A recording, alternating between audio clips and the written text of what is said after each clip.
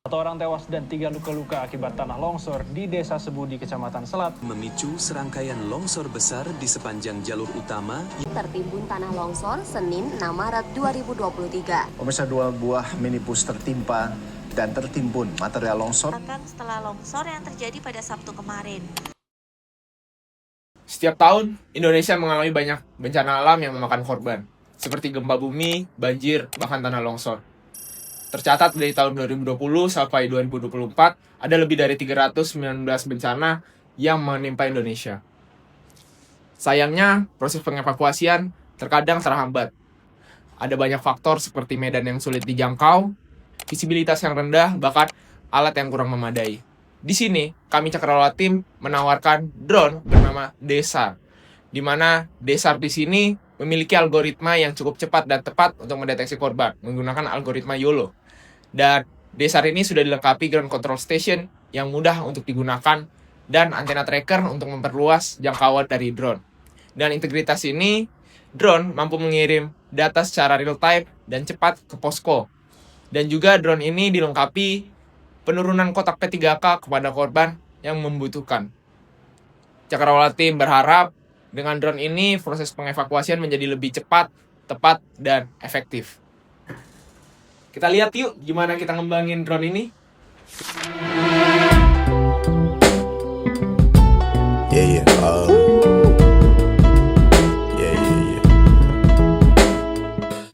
Cakrawala Tim berkomitmen untuk menghadirkan inovasi teknologi kebencanaan yang diwujudkan melalui serangkaian diskusi intensif. Dalam tahap ini, tantangan di lapangan mulai diidentifikasi. Mulai dari korban yang sulit ditemukan, komunikasi yang kerap terputus, hingga bantuan medis yang sering terlambat sampai.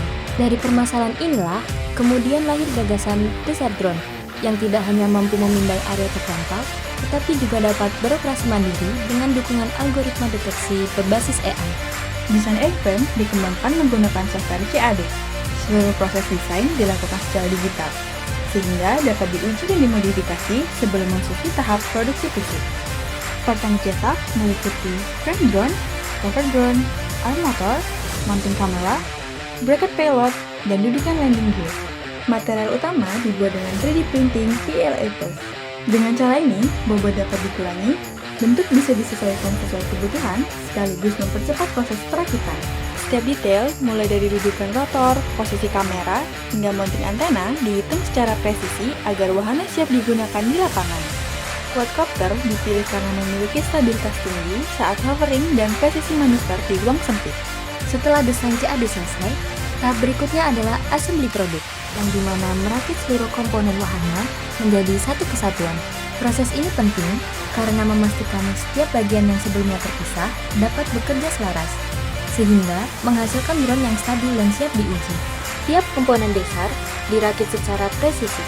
Dengan proses ini, wahana terbentuk dari potongan material menjadi sebuah drone SAR yang kokoh dan fungsional. Pada tahap ini, algoritma YOLO diintegrasikan ke sistem. YOLO atau You Only Look Once adalah metode deteksi objek yang mampu mengenali korban dengan akurasi sekitar 77,2%, bahkan di kondisi lingkungan sulit.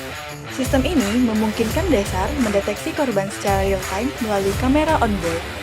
Untuk menjaga komunikasi yang stabil, Cakrawala Tim menyiapkan Yagi Antena Tracker. Antena ini mampu mengikuti pergerakan UAV secara horizontal dan vertikal, memastikan data visual dan koordinat dari drone tetap tersampaikan tanpa gangguan ke ground control station, yaitu Cakra Station. Dalam simulasi bencana, DESAR memindai area terdampak. Kamera menampilkan bounding box yellow yang menandai posisi korban. Data dikirim real-time ke posko melalui Cakra Station. Pada saat yang sama, drone menjatuhkan payload medis P3K langsung ke titik korban, memberikan pertolongan awal sebelum tim data tiba. Setiap detik berarti setiap nyawa berharga. DESAR hadir menjadi inovasi yang lebih cepat, aman, dan efektif.